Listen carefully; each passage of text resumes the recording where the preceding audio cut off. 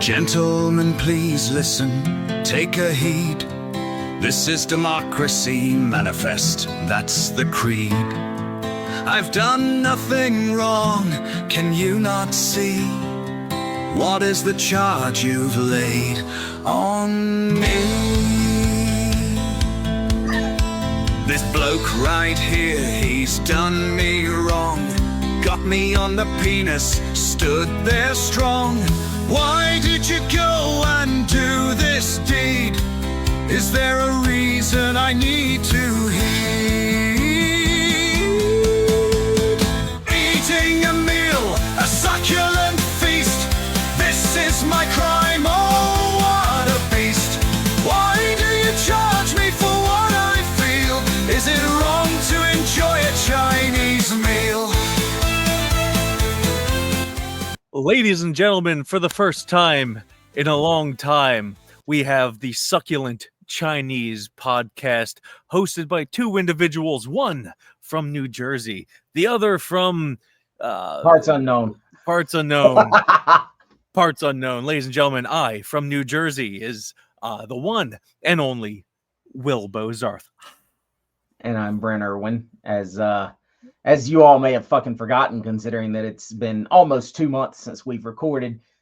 Will's been busier than hell with goddamn Zombie, and I think just a general apathy between both of us to do this when there's not a whole lot going on. It's summer, we're both kind of busy.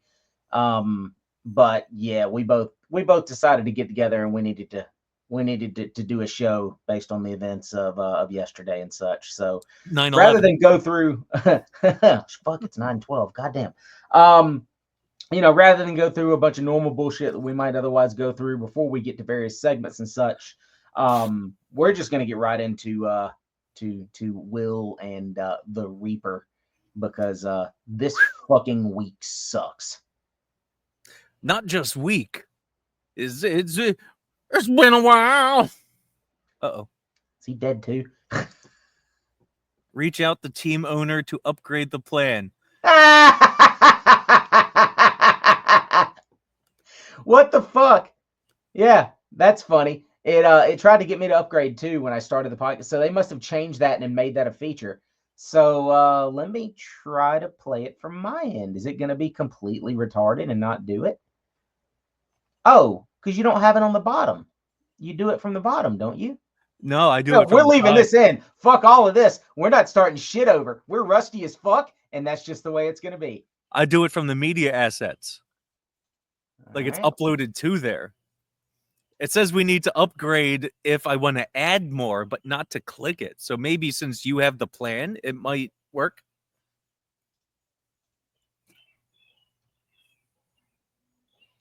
I'm not paying $18 a week for that nonsense. You got to pay $18 a week to do that? Yeah. I don't think you normally do it from there, buddy. I think you do it from down below. I mean, I can... all right. Hold on. What's the song? Bozarth deaths. Bozarth deaths. Talking about some Bozarth deaths. Bozarth deaths. Bozarth deaths. Talking about some Bozarth deaths. Fuck. Bozarth deaths. Bozarth deaths. Bozarth deaths. Only one way to know. Will Bozarth will tell you. So shut up and listen. Oh, then I got to... Fuck you. I like my song better. Bozarth deaths. Bozarth deaths. We'll play your real song later. Fuck off. Goddamn polka madness. That needs to be Weird Al's last album. And there's going to be a brand new song. Why am I looking at the microphone? There will be a brand new song for all of your face holes. And he needs to do a song called Polka Death, and then do a show, and then die 17 days later. He's going to be the second one. Yeah. So we'll get the one out of the way that you don't really give three shits about. No. Ladies and gentlemen, Mr. Brian Wilson. I almost said Brian Pillman. Flying Brian Wilson. All right. So here's the funny question, because I've never given two fucking shits about the Beach Boys. Which one is Brian Wilson? I think he's the one on the end by your tattooed arm. I think. I hear the crickets in the background on your end. That makes it perfect. I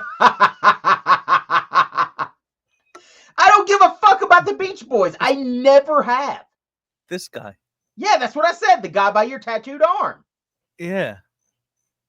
So right here is Brian Wilson, and then we have Al Jardine, and then I Blondie think he was in Chaplin. UFC. Yeah, and then down there is Blondie Chaplin. So, of course, Brian Wilson passed away from certain, I guess, respiratory ailments. It's and called being old as fuck and trying to surf. Well, actually, no. You had to compute there for a second what I said. I just had to formulate the answer. Don't hurt yourself. There was only one member of the Beach Boys that cared about surfing. That would be Dennis Wilson, and he's the one that drowned. So, and he was the first of the major people from the Beach Boys that died, Dennis Wilson. Well, So- the first of the major ones that died. How many fucking Beach Boys died? Is it like the Ramones, where there were not any? Well, I guess are there not Well- any left now? So Brian had two brothers. Both of them died. So it was essentially the Wilsons. Fucking Brian Von Erich over here. Yeah. You had the three Wilson brothers. You had their cousin Mike Love. They had their friend Al Jardine, who I guess they went to school with. I've heard you And- talk about Mike Love. You've met him too, right? Oh yeah, I got all of them except for the two Wilson brothers that died before I existed, I guess. And Crack open a cold one. And so anyway, so Brian Wilson, obviously the main songwriter and personality from the Beach Boys. He's the guy that wrote pretty much all the music, much to the chagrin of the other guys in the Beach Boys who would. So Brian had a shitload of mental problems, as was well documented, and he wanted to stop performing live, which I completely understand. So I don't know anyone like that that's got mental issues and doesn't want to perform live. so Brian would stay at home in California and write music while the sane Beach Boys would go out and tour and play all the music. Wait, Then so Brian didn't really go out with him and play? Mm-mm. I'm getting a Beach Boys history lesson right here. So originally Brian played bass. And then at some point he said, fuck this shit, and switched to the piano. Does he? Who sang? Because wasn't it like multiple members? All of singing? them. Okay. All That's of what I them. So when you think of the Beach Boys, in a similar way to how you might think about the Bee Gees, you think of like a falsetto, really high vocal, and that's the range that Brian Wilson had. And then they were essentially a harmony powerhouse. While Brian wrote most of the stuff, the Wrecking Crew, the team of California musicians that would record on pretty much any 60s hit that you can think of, they were the ones that actually did the bulk of the musical instrument recording. Brian would come in and play piano and shit, but it was mostly the Wrecking Crew playing all the other instruments except for the Beach Boys doing their vocal harmonies. So they'd have to learn all that shit to play it live. But Brian stopped playing bass, switched to piano, and he stopped playing live with the Beach Boys for years and years and years. And there were legal issues with Mike Love and Brian. that I think issues are still going back and forth between Mike Love and Brian's estate, and I don't think those are really going to end at any point. So much for family, because Mike Love was Brian's cousin. Anyway, so eventually Brian would start a live solo band in like the 90s, and then he started to play stuff more and more. He didn't really start to play as much as he did up until he died until like 2007. So he was mostly like studio only behind the scenes for most of the 80s and 90s and the like first half of the first decade of the 2000s. So what made him want to start playing live again if he was so adamantly against it? A change in medication, a change in his overall support system. He had a psychiatrist, Eugene Landy, that You know a son of a bitch is crazy if people that are not that son of a bitch know the name of their psychiatrist. Dr. Eugene Landy really fucked up. Dr. Twinkletits? Yeah. Like he definitely fucked up Brian. And this was around the time where Brian needed a sandbox in his living room to play piano to rub his feet in. Like he legitimately had like auditory hallucinations, schizophrenia. Brian was, yeah, he was pretty bad.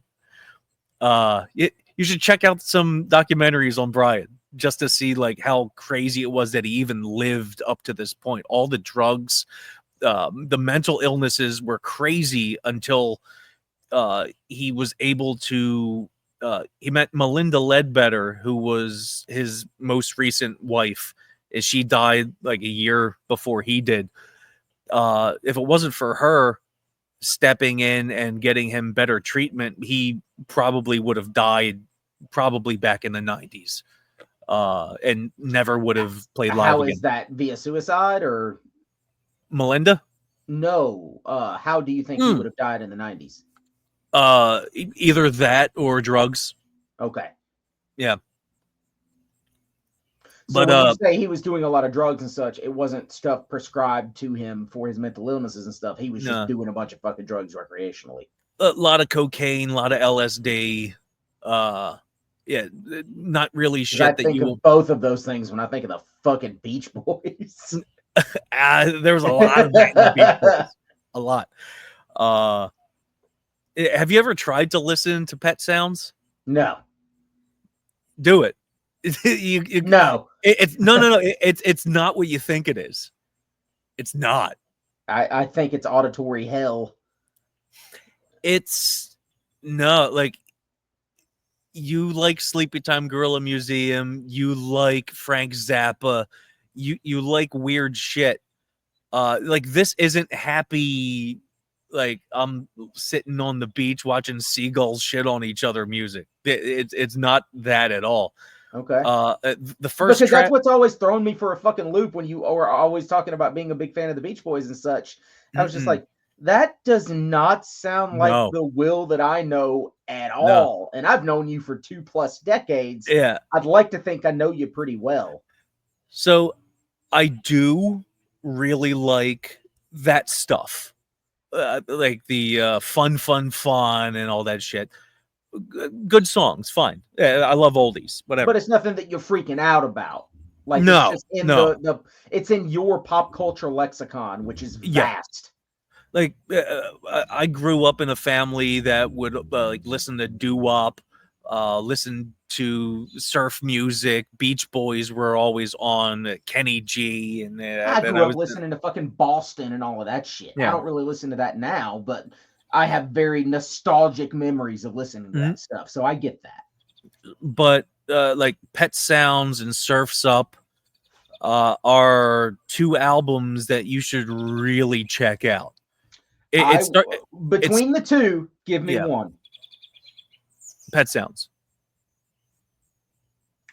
I'll add it right now. The first track is "Wouldn't It Be Nice," which I hate that song. listen to every song goes into the next one. Like it's a whole experience to listen to Pet Sounds.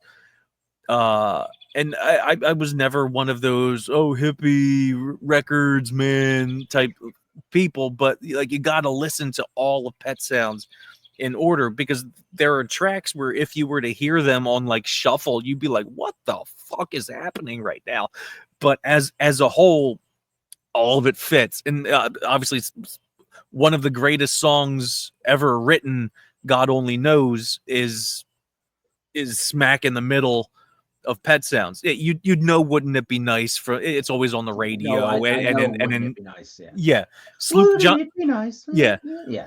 Sloop John B is probably the third most popular song from that.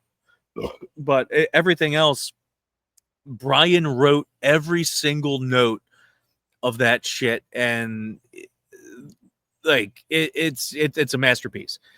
Yeah, musically, the stuff that he had these session musicians do, the actual members of the Beach Boys would never be able to duplicate that shit live, and that's part of the reason why they absolutely hated it when they got back from tour. Same thing with the Smile sessions. Check out on YouTube.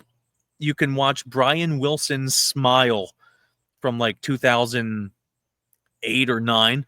Smile was the album that was supposed to come immediately after Pet Sounds, but Mike Love and the rest of the guys hated the music so much because it wasn't a beach surf hit type thing. They hated it so much, and they let Brian know how much they hated it, and that fucked him up. Like, that was a huge portion. They hated the music, not him, but he took it personally.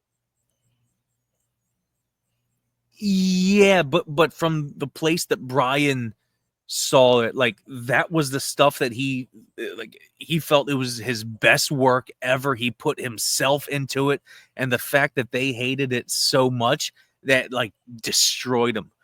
So that was back in fucking like 1969. And yeah, because Pet Sounds was 66. So yeah, so Brian he put everything that was recorded on the shelf, but things trickled out. There was like a Beach Boys Smile Sessions record that was put out, where it had songs, but it wasn't the whole vision that Brian had.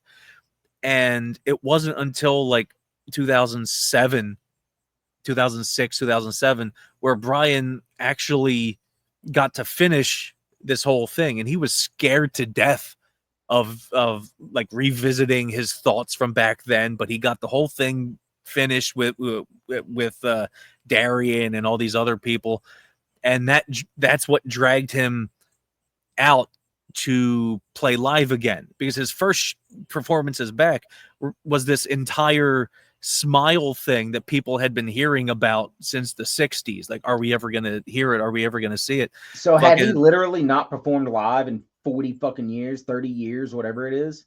Close to it. I mean, like, he would come back every now and then to play live, but like not really as like a show here or there or something. Okay. Yeah. Sort of like Arjun with Ariane. Like, he comes out and does a couple of songs, but the band that he's put together plays everything. He's the backstage musical director. Whereas it sounds like with Brian wouldn't have even been there. That's a good comparison. Okay. Yeah, so they debuted Smile in London, and it got like a 13-minute standing ovation. And like Paul McCartney and other, like Elton John and all these fucking people went to this thing because like they helped shape the music that they did. The Beatles would have never like progressed into like the Sgt. Pepper's and Yellow Submarine territory if it wasn't for Brian Wilson doing Pet Sounds and all the weird shit that he was doing. So they eventually came back to LA and they filmed a DVD of the entire Smile sessions. And the fucking oh my god, the name of the song just flew out of my head. Good Vibrations. That's from the Smile sessions, and I think it's like the last song on Smile. So I don't hate that song, but I don't like it. it's another situation where it's like Pet Sounds. You take a song out of it, it doesn't make sense. Like there's a vibe you need going into each thing. So when you take them all out separately, it's like you don't really. I mean, honestly, for Feel me, it. Dreaming Neon Black. Uh-huh. They're Yeah, great songs on that album, but that album is in no way, shape, or form the parts do not equal, or the album itself is way more than the sum of its parts. like Cenotaph and All Play Dead. Like Yeah. by themselves, it's like, well, I mean, All Play Dead is more acceptable by itself. No More Will. But That yeah, song is you so kind out of of place without the other, yeah. 50 something minutes preceding it. It's like, wow, this is just a depressing song about a dude wanting to fucking kill himself. And oh, wait, he did. What the fuck? But yeah, if you listen to it, it's just like, oh, wow, that's the perfect ending to an emotional roller coaster. Yeah. Oh, so let me finish through this Brian Wilson thing, then we'll get to the other big one. So here, obviously, there's Brian Wilson, there's Al Jardine, there's Blondie Chaplin, who didn't show up until like the 70s. So of the three guys, he's the least important. Fucking badass, great singer, good guitar player, but whatever. So I had won a pair of tickets as well as meet and greets for this show in 2016. I remember you winning those, but would you have bought them if you hadn't have won them? No, because like each one was $500. Okay, so it's not Metallica territory, but it's fucking expensive. Yeah. Okay. I had always wanted to meet Brian Wilson, but not for $500. So I won a pair of tickets, which had like two great center fucking orchestra seats, like right in front of the soundboard. They had the two meet and greets. We got to watch like a half an hour of the sound check. And other than the pictures, we also got to bring two items from home that we would like them to sign. So I brought, hold on. That looks like a pretty fucking early pressing. No, it's actually a repress, but in stereo. So they did a really fucking cool remix. So there's the mono version. Yeah, that's the first version that's on, because the version that I added to my iTunes is the 50th anniversary version. The first half of it is mono, and then the second half is probably stereo, I would imagine, and then there's some bonus stuff. Yeah. So it has the full album in mono, the full album in stereo, and then like demos and like alternate cuts and outtakes and shit. Stereo is definitely an interesting listen if you have a good setup or if you listen to things on cool headphones. I'd recommend stereo. But if you want the original way everybody heard it, wow, fucking whatever, mono. I'd go with stereo because it's 2025. So who's who on the cover there? I can tell that's Brian all the way to the left. No. That's not Brian. No, Brian is the second from the left. Oh wow, okay.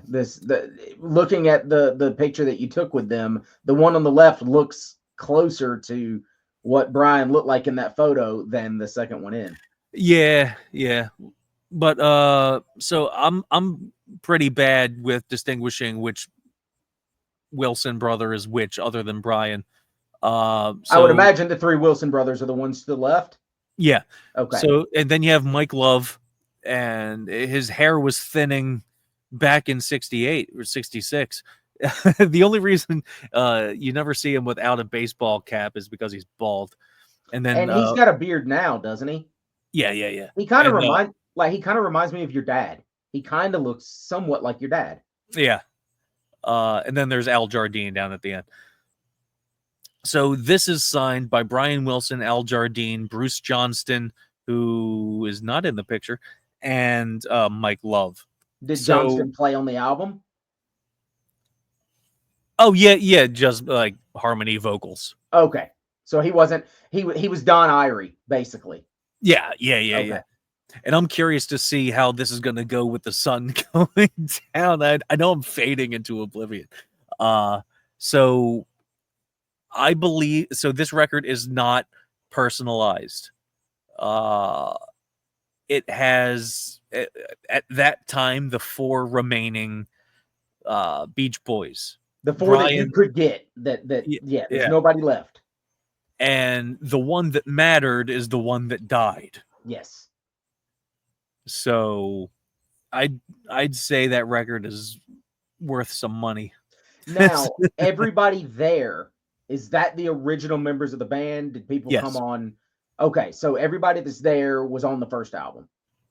No. So there was a guy, David Marks, who actually wrote and recorded a lot of like the lead guitars and stuff, and he was great, but then he disappeared, and then he disappeared before Pet Sounds.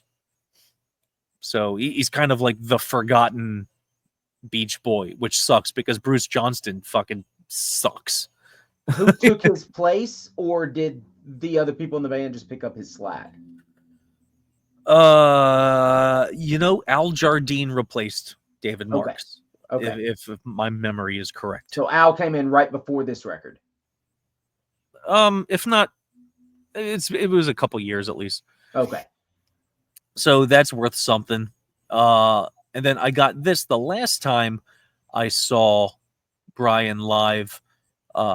He was playing with the Brian Wilson band was performing with Chicago, and Chicago was the headliner.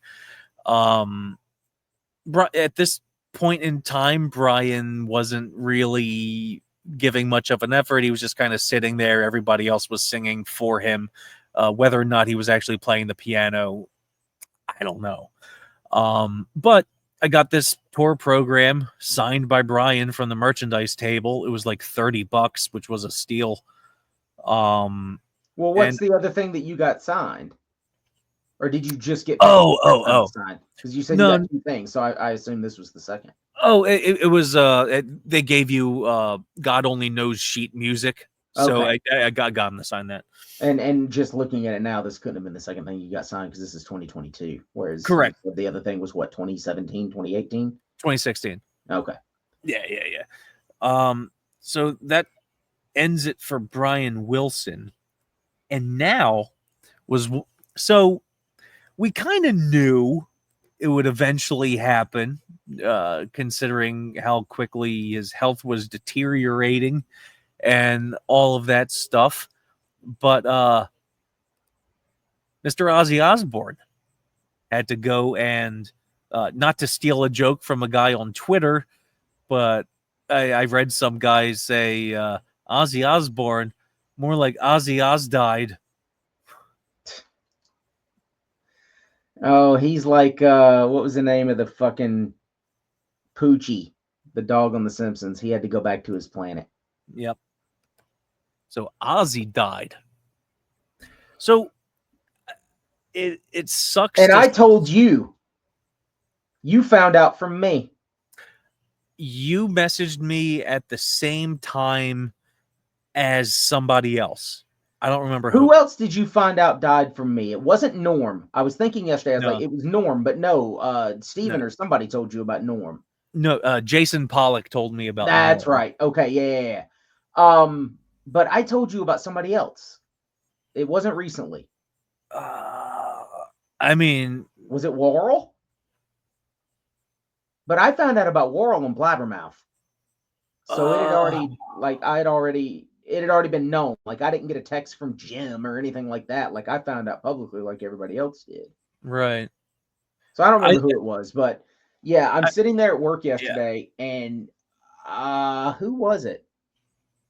A friend of mine posted something just fucking just a random link from like the Daily Mirror or something or another like that. And I was like, what the fuck is this tabloid fucking nonsense? And then I ask you, I'm just like, hey, dude, did Ozzy die? And as I'm asking you that, I'm looking at other stuff. And then, like, I just put in Ozzy Osbourne dead 2025. And because I obviously I want to get older death hoaxes and stuff filtered out. And I see TMZ's reporting on it. I Yeah. see fucking the New York Post is reporting on it. And I'm just like, oh, fuck, there might be some credence to this. And then I ask you, and then within 5 minutes, it was more than confirmed. I mean, everybody was posting about it. And I think you were still skeptical for like 45 minutes because you finally texted me or messaged me the post from the Ozzy account. And you're just like, well, there it is, I guess. Well, no, I realized it was true before I sent you the Ozzy thing. Like the Ozzy Facebook post thing is kind of like they're posting it, so it's definitely real. Yeah. I mean, I started to believe it when I saw TMZ post it because they're usually pretty good. Yeah, they very rarely fuck up stuff like that because they're like the celebrity stalker people. But yeah, when I'm trying to get my fucking thing. There we go. It's appropriate that we're talking about the Prince of Darkness, considering that you're the coming one. No, I'm surrounded. But like, I don't know that a public person's death has hit me that hard since Worrell. And before that, it was Lemmy. Let's see. There are three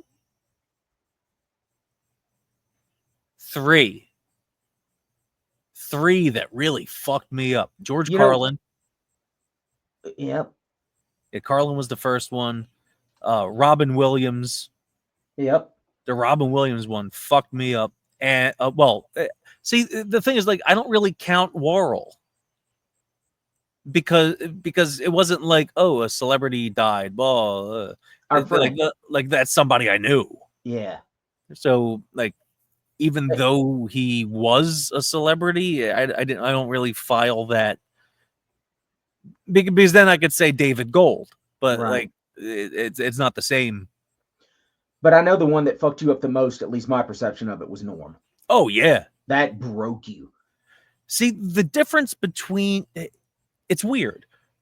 So yeah, George Carlin died, and legendary, influenced everybody, fine. But like after he died, I had a real issue like re-listening or watching any of his specials because it was just like, man, this sucks. It's a bummer. But with Norm, I was pretty much able to go back and rewatch and re-listen almost immediately. It probably took like a week or something. I know there was a while there you were digesting a lot of Norm because you were throwing a lot of stuff at me. Like, dude, you've never seen this. This is fucking great. And stuff like that. And a lot of it I had not seen. And the thing is, like, I'm very grateful for that. I was doing that before he died. Yeah. But that's what I'm saying is your behavior in that regard didn't change. Yeah. Whereas, like, after he died, then everybody, like, it was almost like every day or every other day on Facebook or wherever the fuck I would post, like, oh, here's this Norm compilation. Oh, here's another good Norm compilation. Just because I was such a big fan. But then when he died, all of a sudden, like, I'm not gonna say everybody else, but a lot of other people in the comedy realm started to do the thing that I was fucking doing. I'm not saying I'm a Norm hipster, but where the fuck were you guys before he died? You know? Same thing with when a musician dies. It's like people have been commenting that Ozzy dying like after Ozzy died, it seems like, oh, there's a whole lot of Ozzy fans now sharing all this stuff. But like, even though people might not be a fan, like his career spanned so many decades that people could have grown up with his music. Like the music still means something to them. And then they got into something else and they no longer listened to Ozzy. So I then, can partially identify with that, not yeah. fully, but Mhm. to a small extent. I was trying to think. There was another celebrity death that really fucked me up. Jeremy Bullock, maybe. Like Jeremy Bullock really bummed me out because I Yeah. met him and he was so kind to me. And I think that's what. Go ahead. you modeled one of your 38 personalities after Jeremy Bullock. Yeah. Um, like Lemmy fucked me up, Yeah. and it's because I mean, he was the quintessential rock star, And, and and you you know, got to share a couple of seconds with the dude. no, I shared like 10 minutes. Right. Me and Chaos stood right outside of his fucking dressing room and talked to him for 10 minutes. He had all the time in the world for us. It wasn't like a quick, oh man, I fucking love Motorhead, Motorhead, let me, yeah, and then walk off. No, we stood there and talked about all manner of things. It was fucking great. Um, so that fucked me up. But I'm trying to think, man. Like I'm looking around my office to see if I can find inspiration in who it may. Oh, Paul Diano fucked me up. Oh yeah. Because again, I shared time with Paul. I got lost with him driving. Like I fucking almost got my ass kicked by Paul Diano. So yeah, Paul was one, and then I I guess to your Piper fucked me up. Yeah, 'Cause I was a massive Piper fan when I was a kid, all the way up through today. Um, Billy D. Williams dying, it sucked, but it didn't fuck me up. It's just like, okay, Billy D's gone. That sucks. You Great didn't actor, care by that the way. much about Colt 45. It did work every time.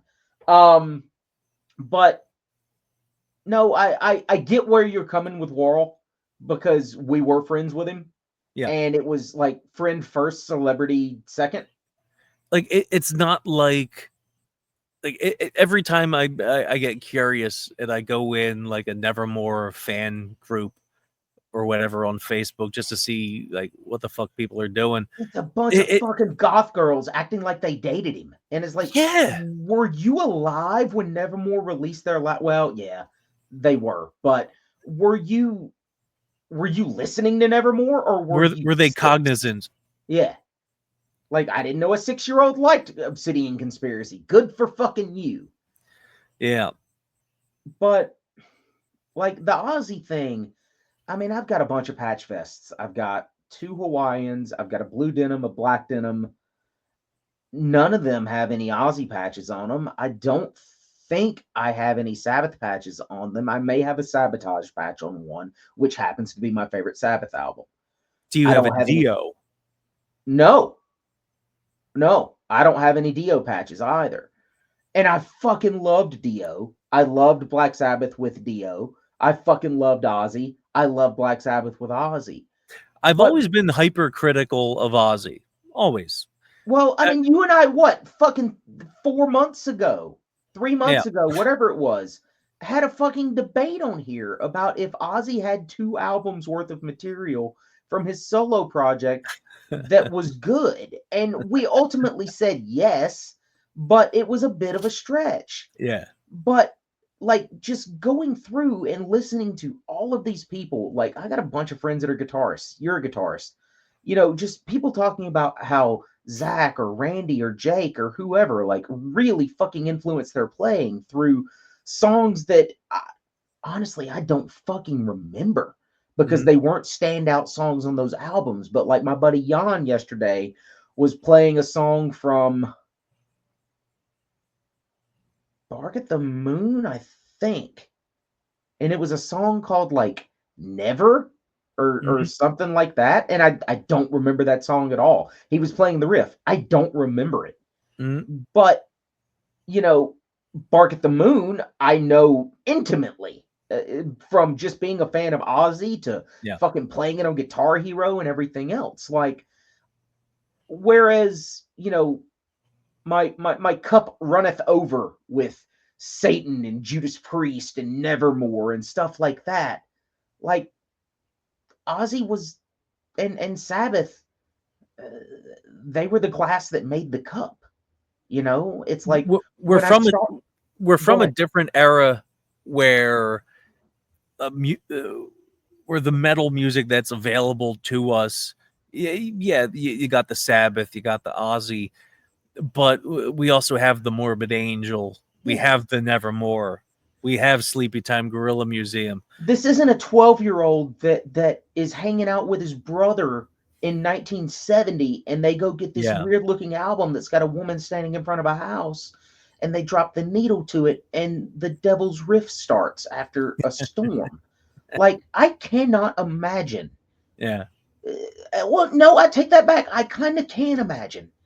And I'm getting emotional right now talking about it, but like, I can't imagine being in that situation, hearing that needle hit, you hear the storm, and then just dun dun dun in 1970.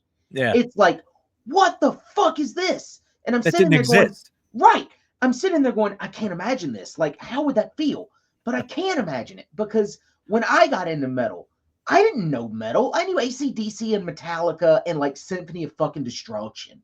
Yeah. Because I was a kid that grew up in the 90s and that was just shit you knew. And there was just shit that was all over the radio. But Casey handed me 2 CDs to get me started. When I've told the story a million times before, but I sit down on the bus. Hey, what are you listening to? I tell him, you're not going to listen to that faggot shit if you ride my bus. I've got homework for you. And he hands me Megadeth, Killing Is My Business. Yeah. Which is so much fucking different than Symphony of Destruction. And Merciful Fate 9. You mean to tell me that a kid that was listening to fucking Sublime and Eve 6 is going to sit there and listen to the Church of St. Anne and not lose their fucking minds? I heard King Diamond and I was terrified. I did not know what was happening and I knew I fucking loved it. So I have to imagine that a kid hearing Black Sabbath for the first time, or a kid hearing Crazy Train for the first time and never hearing a guitar played like that before. Well, the thing is, the Crazy Train reference and imaginary situation that you just made, it doesn't count because Black Sabbath already got that ball rolling by time Blizzard of Oz came out. But if you're a 12-year-old that had never listened to Sabbath, and Yeah, your brother grabs fucking Blizzard of Oz because he had heard of Sabbath and liked them, or hey, this cover looks kind of cool. What the fuck is this? I'm gonna buy this instead of this fucking ELO record or whatever. And then you get to hear Randy, who left an indelible mark on all of music for the. I mean, how long was he really there if you count Quiet Riot? 4 years? 3 years? Nobody counts Quiet Riot. They do in retrospect. But sure, okay. So what do you have? 2.5 years? Yeah. From when he's on the scene to when he's fucking dead? Like, and then as Christian said, you know, he was listening to fucking Black Sabbath when it first fucking, I mean, he was, well, no, let's see. Christian's in his mid-50s. So no, he probably didn't hear fucking Sabbath when it first came out, but he did hear Randy. He did hear Jake. They changed his fucking life. And so it's like, yeah, my walls are covered with fucking Pariah and Satan records and fucking Killers and Sanctuary and Nevermore and Sleepy Time Gorilla Museum and fucking Sabotage and not Sabotage, fucking talking about Sabbath, Sabotage and fucking Diamond Head and Judas Priest. Yeah, that's where I am. That's where I've been for many years. But fuck, dude, if it wasn't for Ozzy, if it wasn't for Sabbath, I wouldn't have fucking been there. Like, it wouldn't have happened. And so, and that's by extension because Casey's mom was a massive fucking Metallica and Ozzy fan. She had Ozzy tattoos and all this shit. If it hadn't been for Ozzy, she wouldn't have had that musical taste, most likely, to pass down to him. who would have then passed that on to me. And might I have found it later? Maybe. I don't know. I might still be listening to fucking Mighty Mighty Boss Tones now. And fucking No Doubt and shit. Buy me some time. Buying some time, buying some time, buying some time, buying some time. But just to the listener, like, Ozzy was the very fiber of my musical identity in regards to, like, what brought me to the dance. Yeah, all these other fucking bands have kept me here, but that's what brought me to the dance. And, like, this is an immeasurable loss.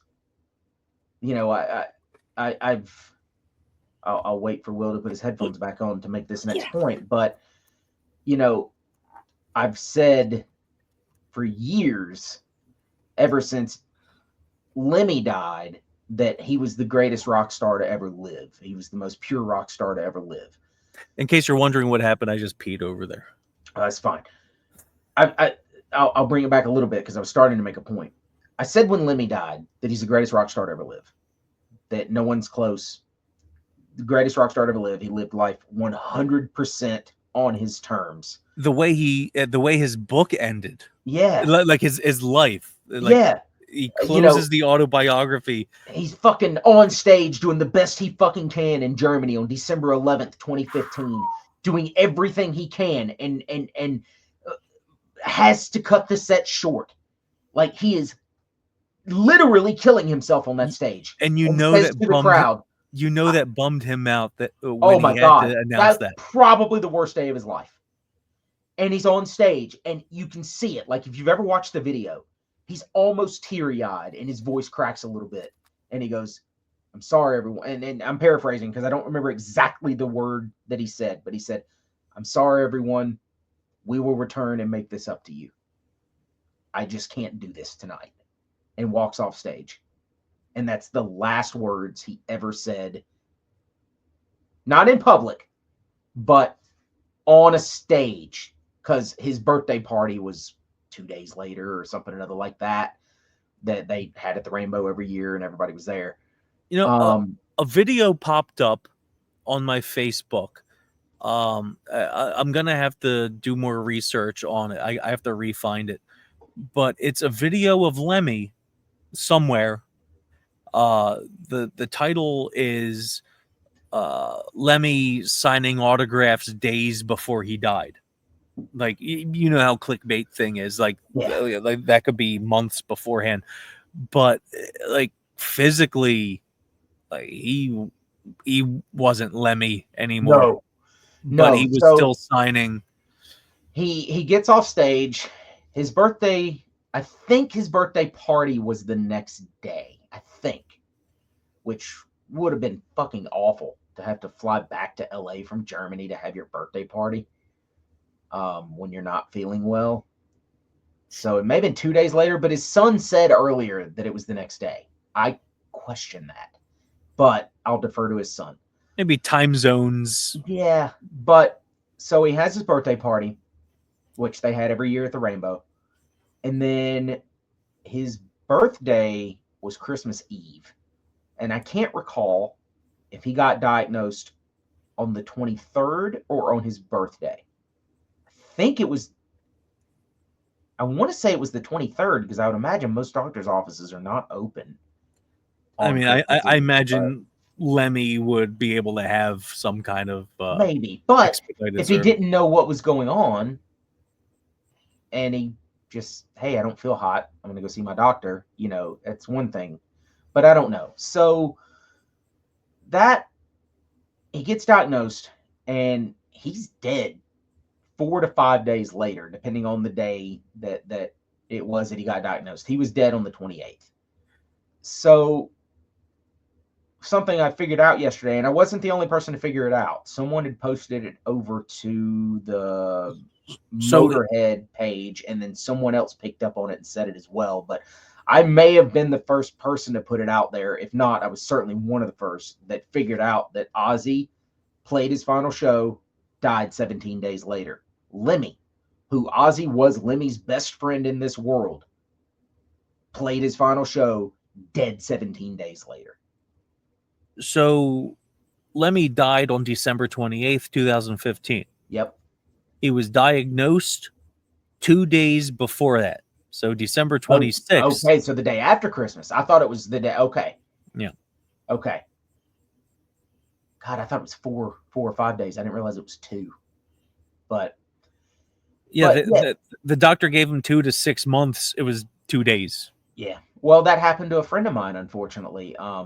That's why I'm working Prog Power Crew this year. Is a friend of mine passed, and he had gotten diagnosed, and he was gone inside of a week, I believe.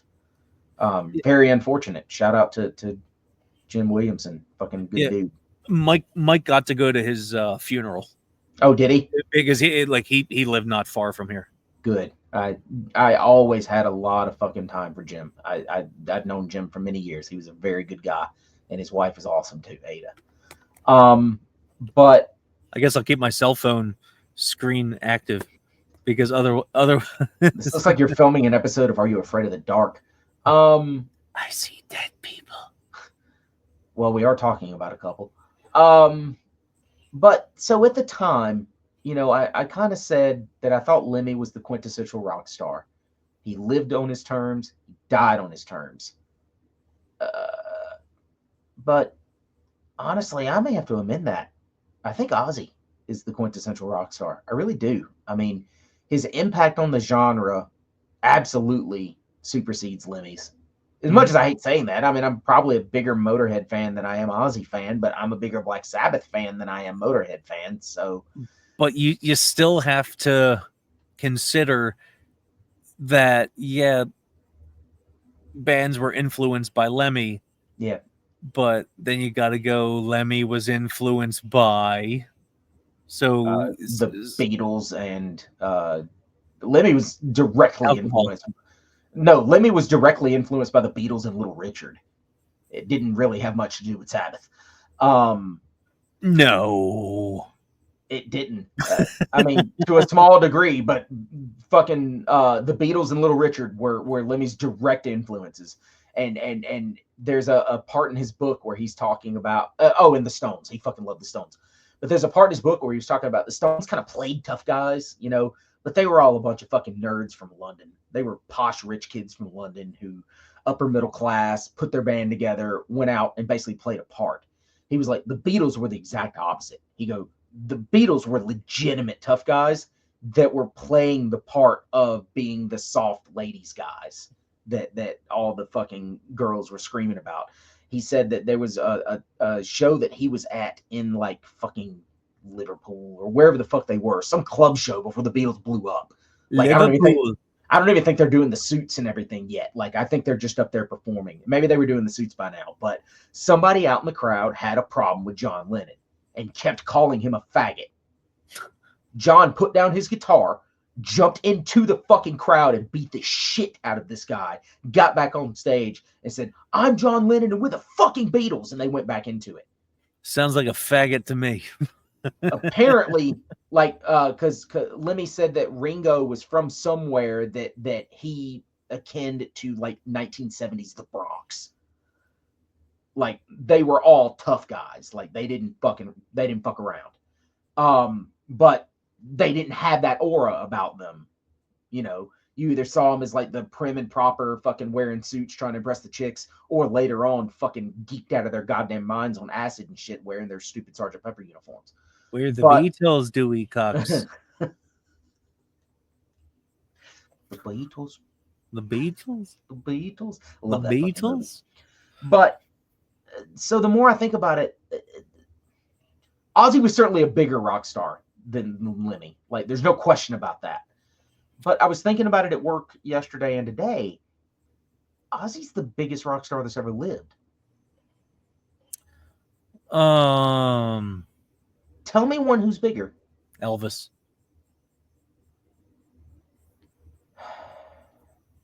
That might be the only one. Yep. No, I'm gonna call you on that. I think there are a number of young people today that probably have no idea who Elvis was. Whereas I challenge you to find a teenager anywhere that is at all connected to the internet that doesn't know who Ozzy is. I think the time has passed for like new Ozzy fans to be introduced to him if it weren't for like their parents or what or I don't. whatever. TikTok. There's a very big trend going on TikTok right now. I know this because my fucking 10-year-old nephew is on TikTok because my mom thought it prudent to buy him a fucking iPhone. But he's on TikTok and like oldies and so on and so forth are making a massive comeback. Like he's naming deep cut ABBA songs that are on fucking TikTok. And so I tried to bond with him. I fucking sent him Theory on doing Summer Night City, which is one of my favorite fucking covers of all time. It happens to be an ABBA song. He hated it. It fucking sucked. I was like, okay. So I just fucking out of spite sent him Assault and Battery by Hawkwind off of Warrior at the Edge of Time, Lemmy's last record before they kicked him out of the band, 1975. It's like fucking 12 minutes long. And he fucking sends me a message back and he's just like, oh, what is this? And why is it so long? I said, because it's fucking awesome. And he goes, it's the exact opposite of awesome. I said, it's from 1975. He goes, 1975 sucks. I said, ABBA's from 1975, you stupid queer. But it's like, I don't know what's going on TikTok, man. The Chinese are going to kill us all with it, but whatever. But that's fine. Fucking ABBA and all this shit's making a comeback. But no, I think Ozzy's a bigger star than Elvis is. Now, is it leaps and bounds? Fuck no. Elvis is probably the best example of someone close. I'm going to. Think of other names. I'm going to rate it on the scale of their prime versus Ozzy prime. Like, people were having heart attacks just being in the presence of Elvis live. Like Ozzy at the completely different audiences, though. I mean, there was no heavy metal for the first main portions of Elvis's career. So like at the time, Elvis was like the metal of the music industry. It's like, oh, you can't show his satanic swinging hips. There's something to be said for that. I'm not going to give you Elvis, but I'm not going to not give you Elvis. Like, oh, come on, baby, give me Elvis. I can say that they're pretty tied, but I think Ozzy's a bigger rock star than Paul McCartney.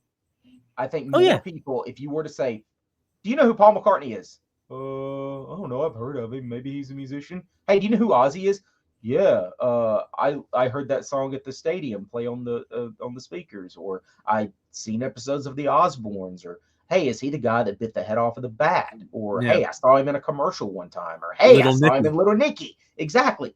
So whereas, with Elvis, who was Elvis? He was a guy that shook his hips. He gave scarves out to women, and I saw him in Blue Hawaii. Yeah. So maybe Elvis, but certainly a bigger rock star than Paul McCartney, bigger rock star than Elton John, bigger rock star than Steven Tyler. I'm going to agree with all of those. The only one I can't even give it to John Lennon because Ozzy's fame happened before he died. Yeah. Like, John Lennon was famous and everything, but it was like Kurt Cobain. Like after he died, it got crazier. Right now, is Ozzy a bigger rock star than the entirety of the Beatles? I'm going to say no. No. But as an individual artist, singular person, Ozzy was bigger than Sabbath. And Ozzy was, I mean, look at the fucking Back to the Beginning show. It was a fucking Sabbath reunion and a means for them to hang it up. And it was all about Ozzy. and not the 3 guys that he fucking started the band with. Well, Yeah. that's not technically started the band with, but close enough. But it's like, Yeah. so as I was saying while you were gone, this loss is immeasurable. I mean, the amount of people that are coming out of the woodwork to give their well wishes or say rest in peace, or people Kentucky that have a Fried story. Chicken. People that have a fucking story. Pat fucking Boone. I laughed my ass off reading that earlier. Yeah. They were neighbors and they got along great and hung out a bunch for the couple years they lived beside each other and such. And fucking they used Pat's song as the opening of the Osbournes. Like, that's fucking cool. Yeah, he did a lounge version of Crazy Train. Yeah. Fucking I've screamed for years that No More Mr. Nice Guy needs to be pressed on vinyl. But I think it was only released on CD. I don't even think there's a cassette of it. But maybe a record store day will drop it or something. That'd be fucking awesome. But so yeah, I think that the gaping hole left in pop culture as a whole is immeasurable with his loss. And the fact that it happened so suddenly after his final show, that the more I think about it now, it wasn't a live goodbye to the fans. It was a goodbye to the fans. There's a stupid AI generated video going around from like the day after or whatever, and it's not real. I mean, Kelly Osbourne was just like, no, that fucking none of that shit happened. But I truly believe that Ozzy thought he was dying, and he said, okay, this is what we're gonna do. And it's like your person that works 60 years and then they retire and they're dead in 6 months. I think this was Ozzy's will to live. Like, he was just like, okay, we're working on this for the next 9 months or 8 months or whatever the fuck it was. And this gives me reason to live. And once I'm done, I'm done. I mean, he was still making plans to record albums, though. That's wishful thinking. I'm not saying that he resigned himself to dying the moment he got off stage, but you don't resign yourself to dying when you fucking retire. You resign yourself to having another 10 to 20 years to travel or fish or play golf or whatever. Speak for yourself. And who the fuck is Jambi? Jambi. Who the fuck is that? Jobu need refill? From Pee-wee's Playhouse. He's the genie in the box. You only see his head when the doors open. What was it? Apparently there's a really fucking great Paul Rubin documentary or something that I have not seen, but I've heard nothing but good things about it. Do you know the background story to it? Yeah, it's about his being locked in the closet basically, and then fucking coming out and then having to go right back in again, and the private life that he led as a result, and all of that is my understanding. Yeah, but like part 2, like throughout this entire thing, he knows he's dying. He knows it. Nobody else knows. So he pulled a Norm. Sort of. Like, because did he have leukemia? Remind me. He had something that killed him. He didn't just drop dead. Paul Rubens? Yeah. Did he have cancer, or was it stomach cancer? It was some kind of cancer. Okay. Oh my God. What the fuck was that? No, it was my wire. So I'm currently in my backyard. Like, I don't know if anything's like, it's like you didn't think this one out. I'm in open water. You know that shitty movie where you only see people floating around? So I prefer Deep Blue Sea. A shark ate me. A fucking shark ate me. So at some point, something might bite me. Someone's gonna run up on you and steal your shit. You'll never see them coming. They're gonna be driving a Nissan Altima. And it's not theirs. No, it is. It's just beat the fuck. Let me hit 2 of these other pictures so we can get off this thing. So here's another one of the Ozzy autographs I have. There was a magazine, I forget which one, but if you bought the magazine like within this first like 300. It looks like Yeah. you got 77 of 300 there. Yeah, so they were all hand signed by Ozzy. It cost $20. Fucking steal. $20. And this was the first time I met Ozzy. It was at the I Am Ozzy book signing at Borders Books in One of those Philly. books is being held as yours. The other one is on my bookshelf in there. Mm-hmm. Yeah, that is one of the most solids of solids that you've ever done for me. Is I own 3/4 of the original Black Sabbath lineups signed books, and it would be all 4, but Bill has not written a book. And 2 of those have come from you. I got the Geezer one on my own, but you got Tony and Ozzy for me, and I'm forever indebted and grateful for that. And Hell yeah. I may have to go back and read the Ozzy one again sometime in the next week or 2 because I remember it being extraordinarily good. And you can read it in his voice too. Yeah. So that means you can skip like every 5 words or something. But I guess just to put a button on or a pin on all of that, like, this fucking blows. Like, I was so fucking sad at work yesterday, and I didn't get teary-eyed very often or anything like that. Like, I'm just thinking about it. Yeah, I can hear it. I'm trying to drown it out. It sucked. Like, I first read it, and I was just like, oh, that's a fucking bummer. I thought he was gonna live forever. Like, he's supposed to outlive all of us. He was supposed to outlive fucking Keith Richards, but Yeah. he's gone. And then, a little while later, fucking Christian posts this long fucking diatribe about how he loved Ozzy and it's fucking destroying him because he learned how to play guitar because of like fucking Jakey Lee and Chris Oliva and all this shit. And then fucking these people are posting their memories on his post and such. And somebody was talking about Revelation Mother Earth. It was Christian talking about Revelation Mother Earth. And I was just like, man, Nevermore did a great fucking cover of that. And I go and listen to it. And then it's just like, fuck, man, I'm fucking 40 and my contemporaries and my elder statesman heroes are fucking dying, and they're going to keep fucking dying at a more accelerated rate because we're all getting older as we fucking hurl towards hell on this godforsaken death rock. And it's just like, fuck! So Ozzy dying and then thinking again about fucking Warhol being gone and all of that. I'm just sitting in my fucking car and I like not sobbing, but just forlorn. And I'm just like, man, this fucking sucks. Yeah. So I came home.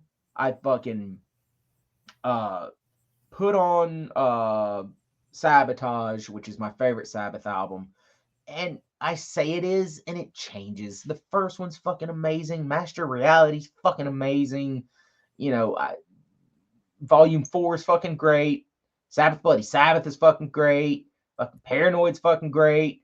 It's like Technical Ecstasy. Funny you say that. So it's just like, man, not to put bullshit out there in the world, but it's gonna happen one day. Dude, when Rob Halford and Bruce Dickinson die, you got to put me on suicide watch, buddy. When Brian Ross goes, it's over, Johnny. Like, I fucking... your battle vest needs sleeves that tie around back. Ugh. A battle straight jacket. That no, shit's my hilarious. battle vest needs a built-in noose. I'm gonna fucking hang myself. But fuck, I've rambled like a motherfucker on this subject. I know you have a lot to say. I mean, you got to watch the beginning at a bar or wherever you were. You said there wasn't a fucking dry eye in the I rented it. Oh, I thought you went somewhere because you said there wasn't a dry eye in the house, and I thought you were like watching it with a bunch of people. No, just me and Catherine. Oh, fucking guinea pigs are crying and everything else. Not a dry eye in the house. Yeah, like, oh, what was that? Jesus fucking. Oh, there was a page on Facebook earlier that posted all of the Ozzy and Sabbath set, and it was like the professional feed. So somehow they had fucking like grabbed it and uploaded it or whatever. So I didn't watch all of it because I can't watch shit on my phone and not do other shit at the same time. I got ADHD or something. But I did skip through and watch certain things. So I watched all of Mama, I'm Coming Home, and I was just like, oh fuck, he's telling us all he's dying. See, But there's one thing that so I moved the table away just in case I have to run because I'm getting dive bombed by the craziest Jurassic Park shit right now. But anyway, so dead ass. oh my god, what the fuck was I saying before so I moved this out of the way? Fuck, No, I had such a good point. I said he's doing Mama, I'm Coming Home, and I'm like, fuck, he's telling us he's dying. Like, I'm getting teary-eyed right now thinking about watching that earlier. I'm just like, fuck. Rewatch the Sabbath set instead. Last song they play, nobody brings this up. Nobody. It's like I'm the only one that thought of this for some stupid fucking reason. The last song that Ozzy ever sang live was Paranoid. And what are the last words? The last lyrics? I hope you enjoy life. I wish I could, but it's too late. Oh, fuck. That Those has are to be on purpose. Those are the last things Ozzy sang on stage 3 weeks before he dies. Less than that, 17 fucking days. I haven't seen a single person mention that. I'm the only person that I've seen say that. Did he say anything else? I think after that was done, Well, I don't no, recall him yelling anything to the crowd. Yeah, like he was like, "Thank you, fuck you, yeah," or Like, whatever. I know Have he a was good night. saying stuff in the end of the song while Tony's playing and such, but I don't recall him saying. I'm probably wrong. Yeah, but, no. He said thank you and all that stuff.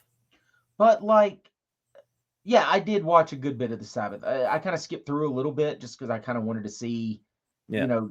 But like, the fucking it was showing like crowd reactions and stuff. And dude, so many people were so fucking emotional, and you could tell Ozzy was emotional as fuck. Yeah. He was doing everything he could. There's one point that really bummed me out because I think he was probably strapped into that chair for safety reasons. And there was one point where, and someone brought it up online, he could have been saying anything because lip reading is really hard to do unless you're really good at it. But there's a point where it looks like he's yelling back behind him like this, like he's turning around looking at people side stage going, "Let me stand up." No, he yelled, "Get back on stage." No, he Or did don't leave the both. stage. He did both. I saw Oh. Get Back on Stage when Geezer walked off. But there was another point, like a few seconds before that or a few seconds after that, where he's like trying to pick himself up and he can't. So I don't know if he's seatbelted in or what, but he's saying, "Let me stand up. Let me stand up." And I think he wanted to stand up and take some sort of a bow, even if it was holding the microphone stand or whatever. Yeah. You know, but I mean, goddamn, dude, he truly got to go out on his terms. And, you know, somebody said something very interesting and apropos earlier. Ozzy, he said numerous times throughout his life that he was worried that when he was gone, he was going to be forgotten. Mm-hmm. I'm not a religious man. I don't necessarily believe in any kind of afterlife or anything like that.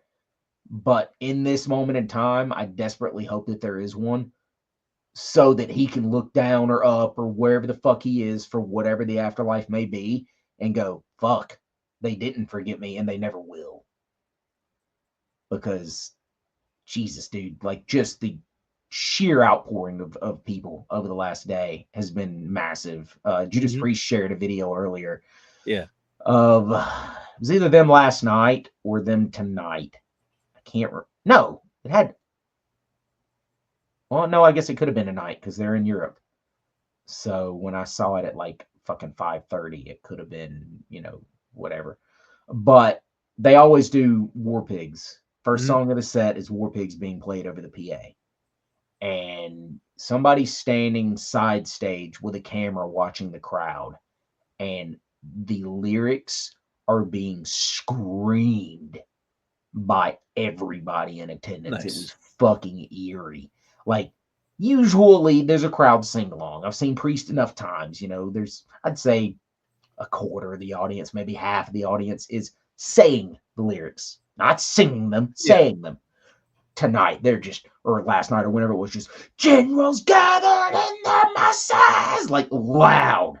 And just fucking, like, I'm sitting in my car in my garage about to come inside, and just fucking hair staying up on my arm. And I'm just like, that's fucking awesome, man. Like, just the sheer respect that everybody had for him, and the sheer love that everybody had for him. You know, you and I talked about this last night. And fuck us. Who are we to even say this? But I was a little miffed and disappointed by Zach's statement. It Yeah, didn't seem super heartfelt, and maybe he needs time to process it. yeah.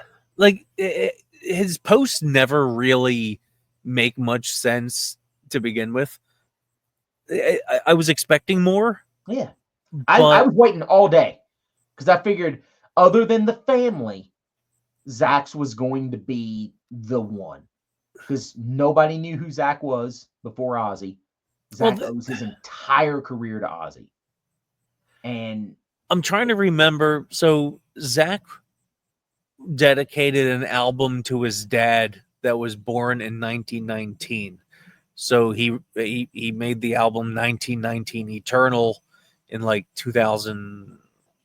2002. It was like 1918 or something like that. But yeah, that was my favorite BLS album. 1919. Yeah, okay. That was my favorite BLS album. Yeah, it was awesome. Because what was the name of that track on it? Was it like Speedball or something like that? And it was just him going nuts on a fucking acoustic. Oh yeah, what was that? I don't remember. It's like Speedball or something like that. But it sounded like maybe he was on a 12-string acoustic, and it was fucking great. No lyrics, no anything. Just him going nuts for a minute and a half or whatever. It was fucking awesome. So he dedicated that album to his dad, which was he was alive at the time. He didn't die for like many years after that album came out. And I remember he posted about it, but it wasn't like a long, heartfelt thing. So maybe he's just one of these guys that just kind of bottles it up. Oh yeah, like it's probably destroying him. And I don't think somebody like Zach would be somebody to be like, here are all of my feelings. Fair, you know what? Fair enough. And you can't begrudge him for that. Yeah. Whereas, like, honestly, I think the best tribute I've seen. Oh, let's see. There's been some really good ones. Randy from Lamb of God had a really fucking good one. Yeah. You got to watch that video I sent you with my friend Sean going to all the Black Sabbath locations and documenting his like backstage at the show things. So like when he was going around Birmingham, he had Randy with him because Sean is also Randy's appearance agent. So whenever you see him or Scott Ian, or I think he might have Rex and Phil now, I'm not sure.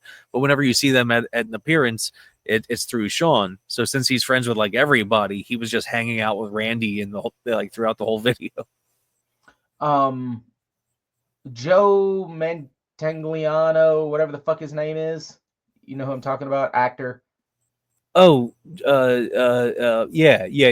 Joe Manganiello or whatever the fuck. He had a really fucking great tribute.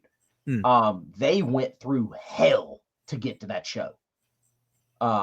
Like driving through Germany at 3 a.m. because their flight got canceled and all this shit. Like, it was really touching. And like they walked in just as the show was about to start.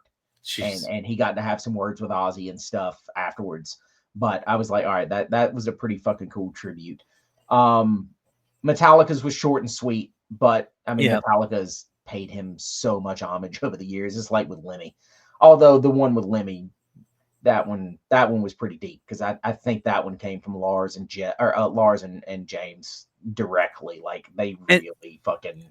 And wasn't one of the main reasons that James wanted to do certain songs on like Garage Incorporated was so that the original bands would get like royalties and shit? I don't know if that was one of the spoken reasons, but that was definitely one of the effects. I mean, Brian Tatler from Diamond Head said he never had to work a job again in his life after that album came out, that it made him a millionaire. And I would imagine if it made him a millionaire, it probably made Sean Harris a millionaire as well. Yeah. Because I don't think Duncan and Colin helped write any or most of those songs, but Sean and Brian definitely co-wrote everything. So the Osbournes definitely saw a pretty penny from Metallica's covers. Yeah, but who else? Jakey Lee had a Yeah. really good one. Did you read it? Like that Yeah, fucking text message that he got from Ozzy, where Ozzy was like, "Dude, it's been too long. I'm so sorry we didn't get to talk more. Please, Yeah, when I'll I'm back text in you when LA, I'm back let's in hang out." LA. Oh my god, and that's got to kill Jake because Jake's been waiting for years for that moment. Yeah, And then he half-assed gets that moment in a text, and then it's taken from him. I feel. I mean, I don't feel bad for him, but I do. Because he doesn't really feel bad about it. He's just kind of accepted it. But Bob Daisley, yeah, he wasn't even invited. And it's like, man, that's fucked up. I mean, Lee's dead, isn't he? Didn't Lee die quite a few years ago? like I think 2 or 3 years. Like Yeah. his health really went down. Yeah. Had, But like, amputations and shit. you know, I don't know. There's been some really cool tributes, and then people that never knew him, like fucking Jim Norton's tribute was fucking great.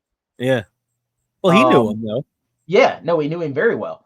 And but then all the people that never met him or whatever, me being one of those people, it fucking sucks. And I think we've dragged it on enough. Two things. Yeah.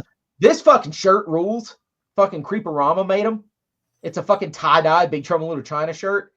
And then I was looking at my shirt earlier because I was going to show it off, and I was like, what the fuck is your goofy ass shirt? And then I see, like, you moved just enough where I was able to tell that's a fucking bitchin' Demolition Man shirt. Oh, it took me half the podcast to realize what it was. That fucking rules. What seems to be your boggle? Got the 3 seashells. Such a great fucking shirt. But I'm trying to remember. Meryl's listening. Meryl, doesn't your bathroom have 3 seashells in it for that reason? I think she's got a framed 3 seashells in there for that reason, but I could be wrong. I may be mixing that up with someone else's bathroom. But I think it's Meryl and Chris's. You'll have to shoot me a message and fucking let me know if that's the case or not. But so yeah, fucking Ozzy's gone. Fucking Brian Wilson's gone. So you just confused me. You confused me. Yep. You're like, Meryl's listening. And I was like, this isn't live.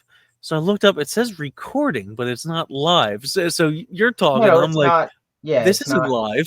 Listening as in when they're listening to it, they are listening to it, William. Lay off the pot. Jesus. No. I've been doing some gummies and drinks lately, and I'm not. They make me sleep like shit. Same thing as booze. Well, that's totally different feelings. Totally different. Yeah, but I'm telling you, it raises my heart rate up while I'm sleeping because I track that shit on my watch. And yeah, I had a 10 milligram. No, I had a 20 milligram, and it really fucking made me toss and turn and sleep like shit. And then I had a 10 milligram, and it pretty much made me toss and turn and sleep like shit. Were they sativa? Like Indica. What? Oh, yeah. Well, no, I'm telling you, it relaxes my palate too much, and my tongue falls back, and I fucking sleep like shit. That's what it is. Nice. No, it made me tired. Like, it made me want to sleep, but my sleep just sucked. Same thing with drinking.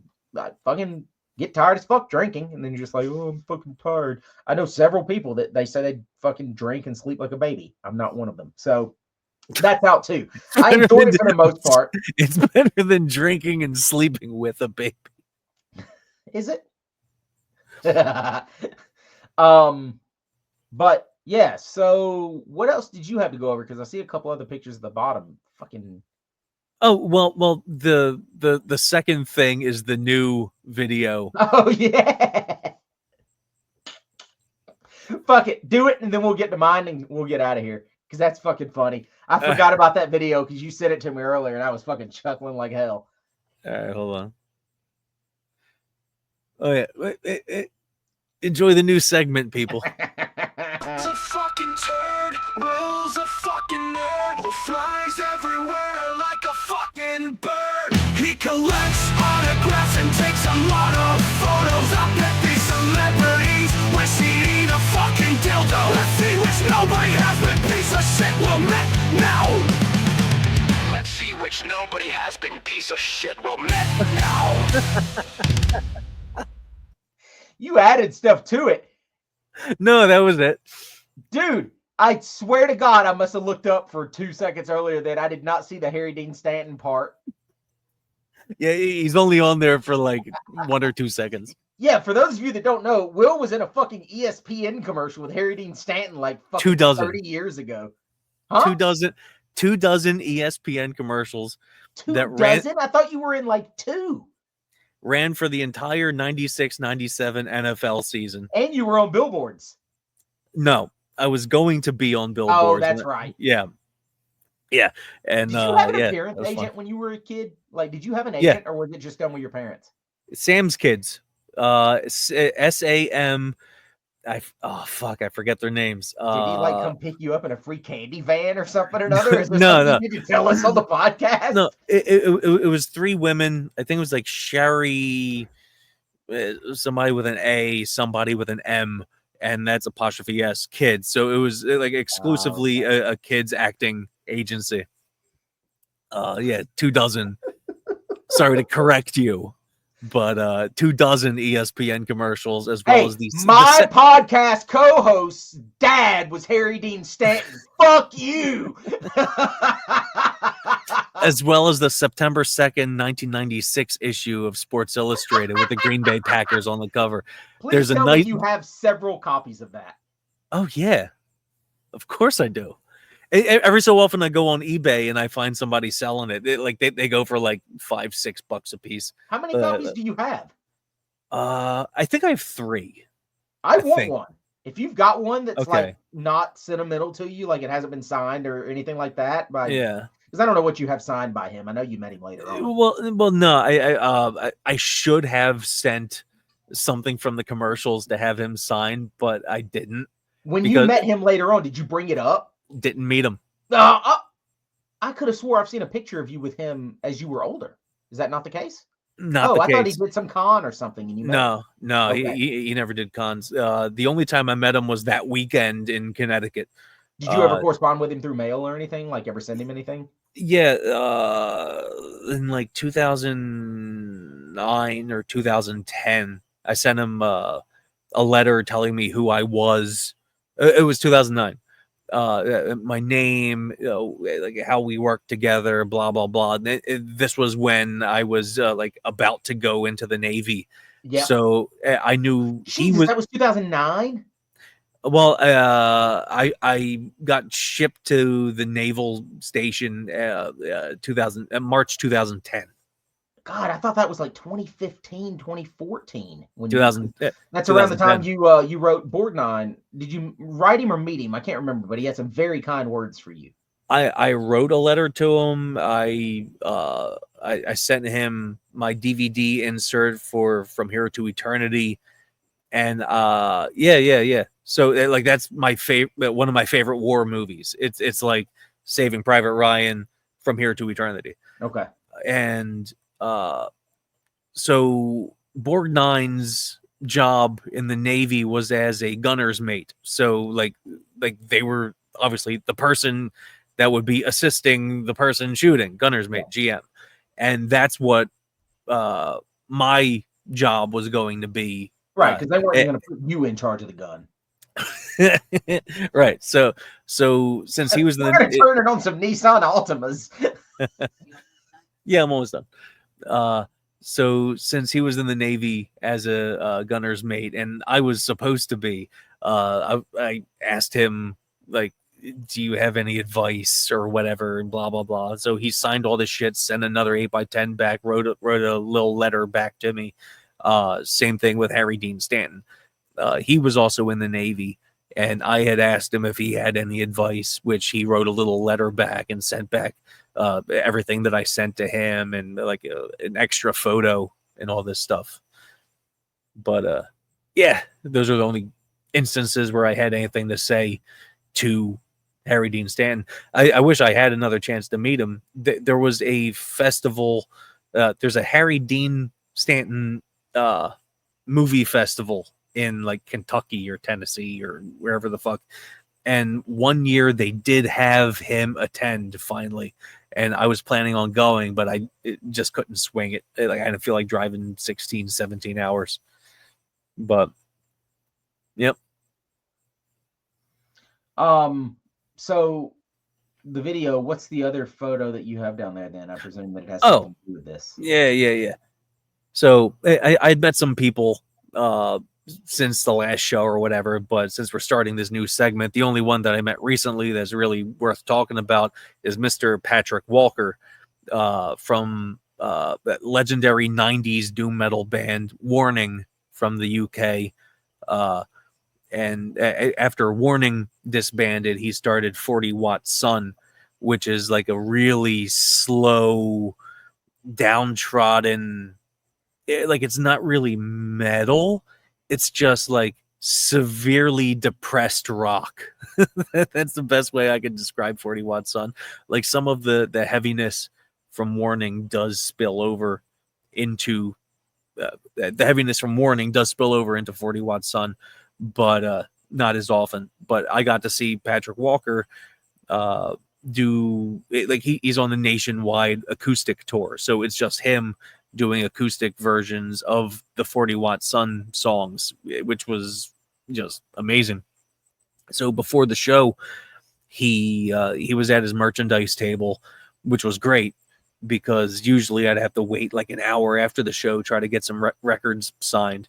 So he signed the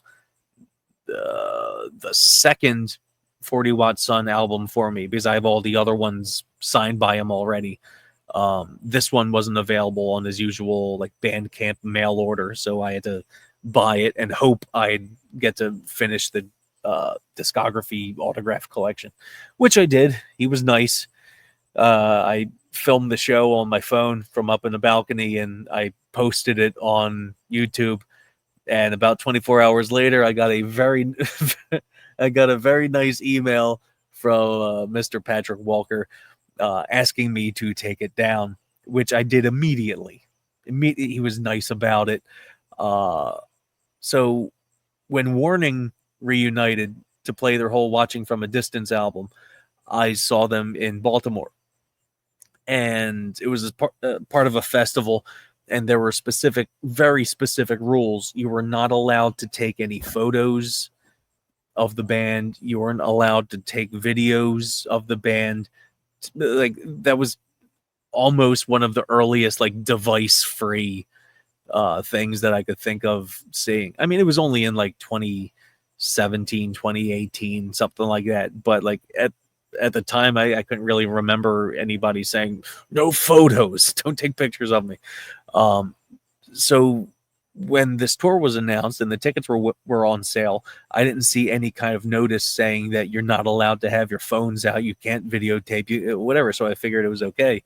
Nothing at the venue either. Nothing.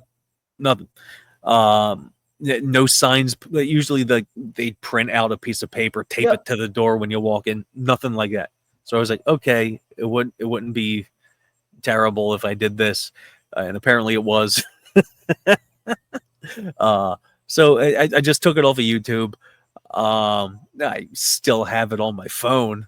Well, hard drive now. It's not on my phone, so I'm not going to make it public.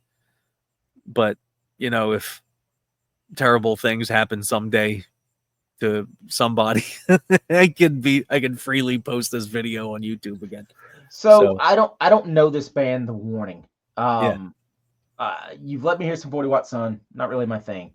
Compare The Warning with someone. Are they like anything like Candlemass when you say Doom? Are they more like Twisted Tower Dire? Are they fucking...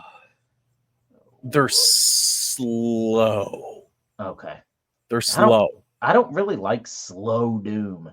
Like it's got to be slow for a reason. It can't just be slow for the sake of it. The thing is, like, his voice is so unique.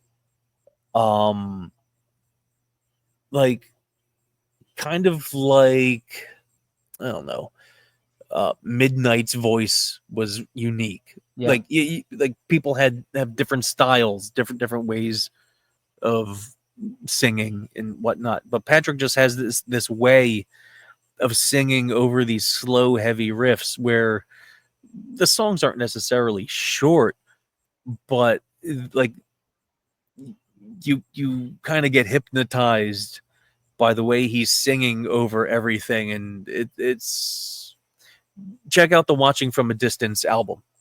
It's considered one of the greatest, most depressing albums ever made. Fair enough. Yeah. Well, I'm looking at 2 stacks of fucking records because it's been a little bit. Oh, I have to load that So up. you should probably move that over and play my stupid polka song. I gotta load this thing. Records. It's a fucking professional podcast here, people. Hold on. Brent likes records, he buys them all the time. He posts all the good ones. His Instagram you should find at Hell Brent for Leather.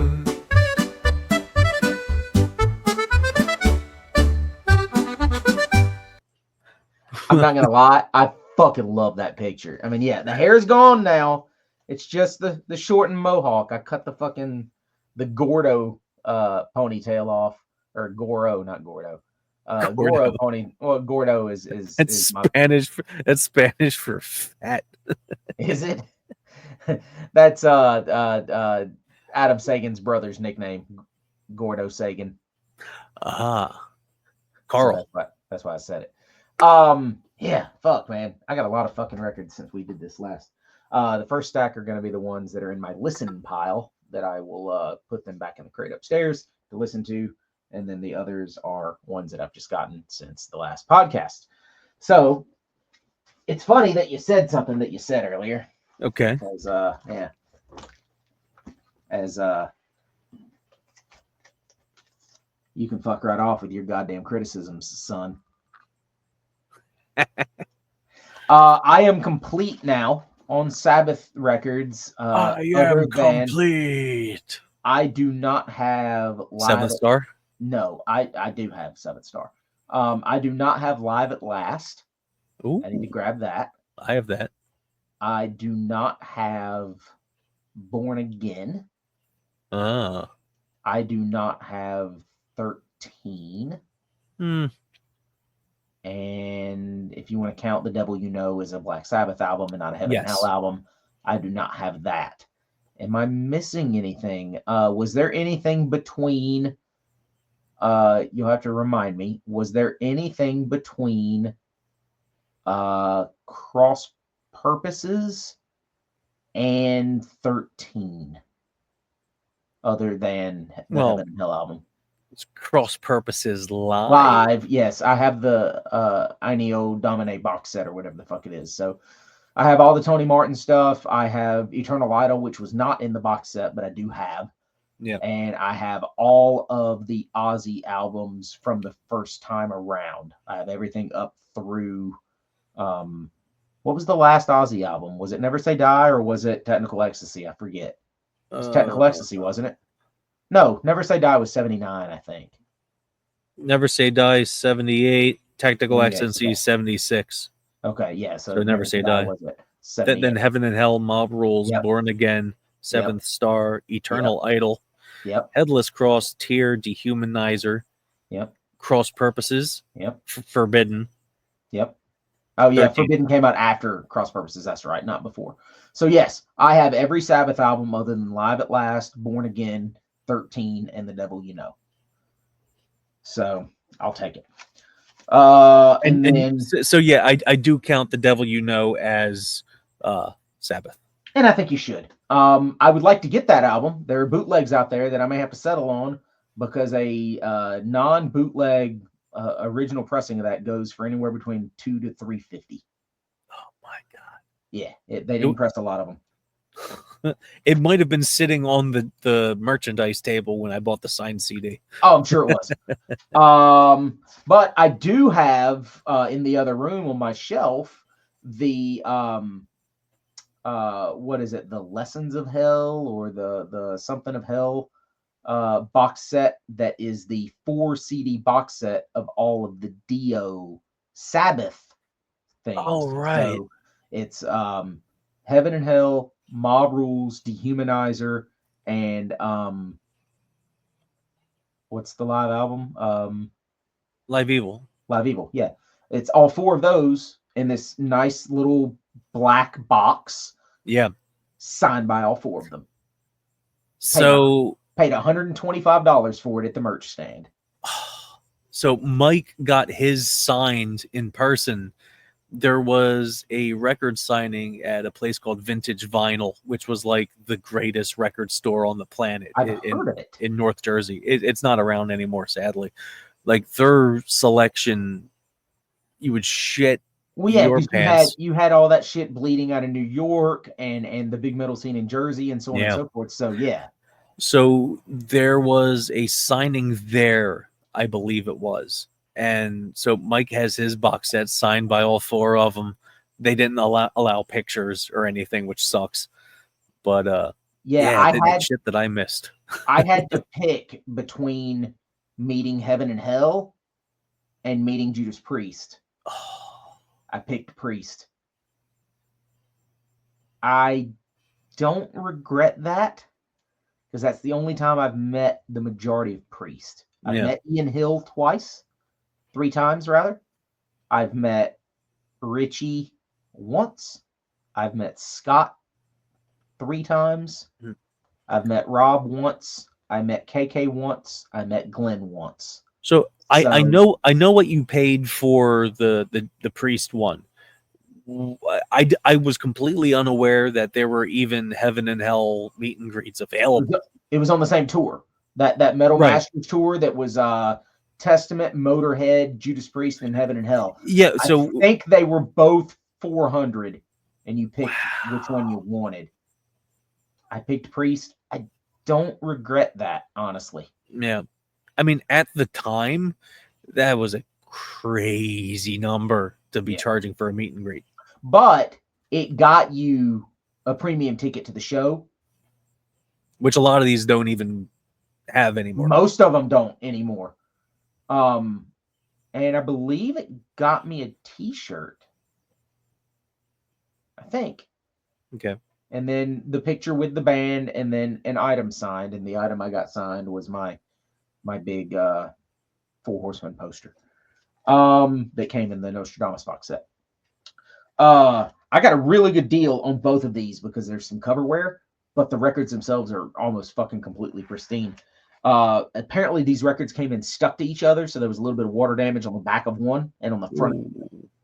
But it's not terrible. So Wasp, Last Command, you see over here, a little bit of water damage. Yeah. This one has a little bit of, this is inside the Electric Circus. A little bit of damage right here, which probably the record in front of it was probably stuck to it at some point and caused a little bit of ring wear. But the majority of the damage is on the back of this one, which matches the front of the other one. So, but combined, I paid $65 for these. These are typically $65 to $70 records a piece. Nice. So I was happy to do it because they're both great Wasp albums. I didn't even know this had shipped. I had pre-ordered this a couple of months ago, and it randomly showed up in the mail 2 days ago or yesterday. I don't remember which day it was. It's 2 days ago.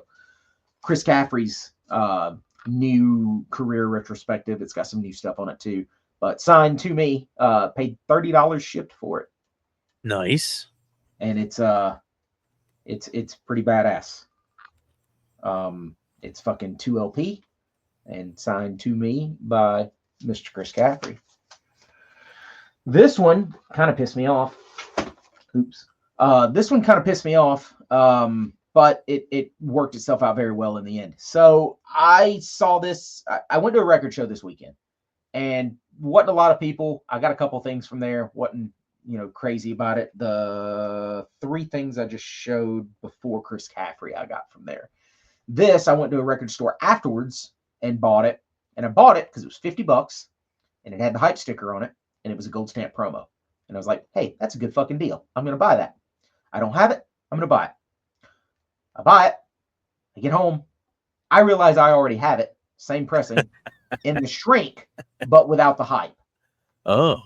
I'm a hype sticker guy. My buddy Tim he likes hype stickers, but he's a shrink guy. So I had gotten the original from him that was in the shrink because he had upgraded his version.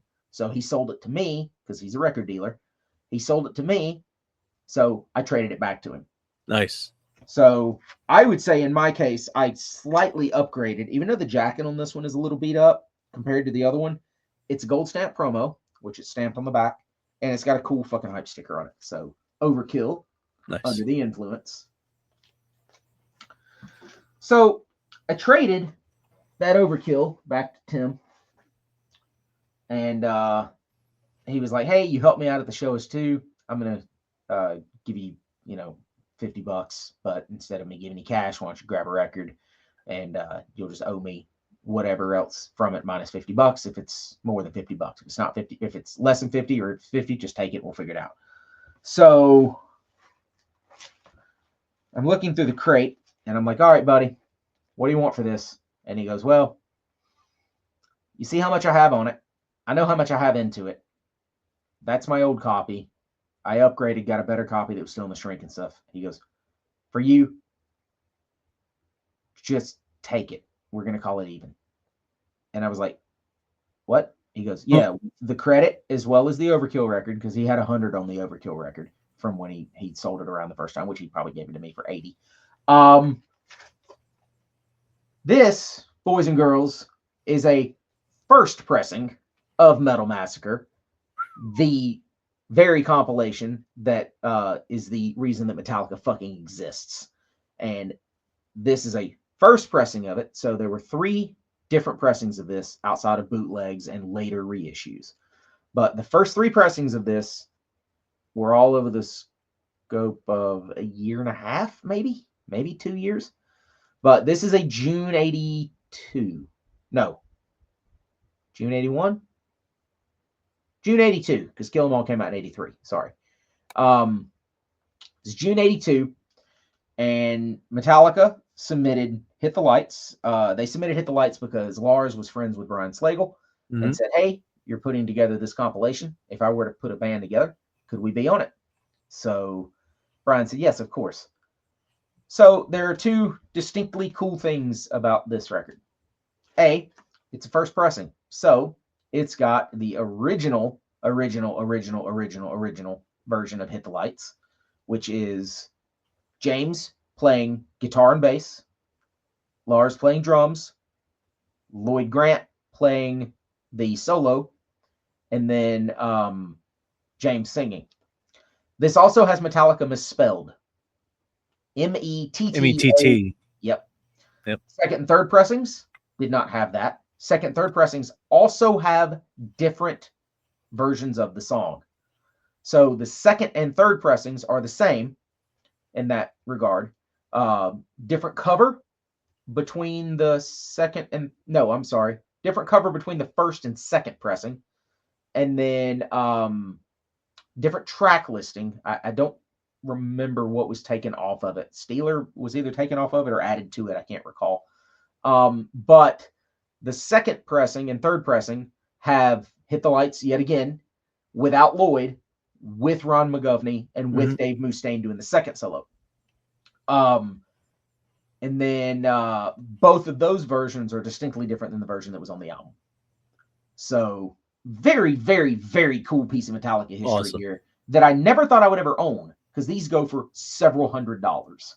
I wonder how many of those are still out there. I've seen that they press 3,500. I've seen Brian say they press 2,500. So 2,000 of them may still exist. 1,500 maybe. But this is pretty fucking cool. This is one of the jewels in my collection. So it's a good one.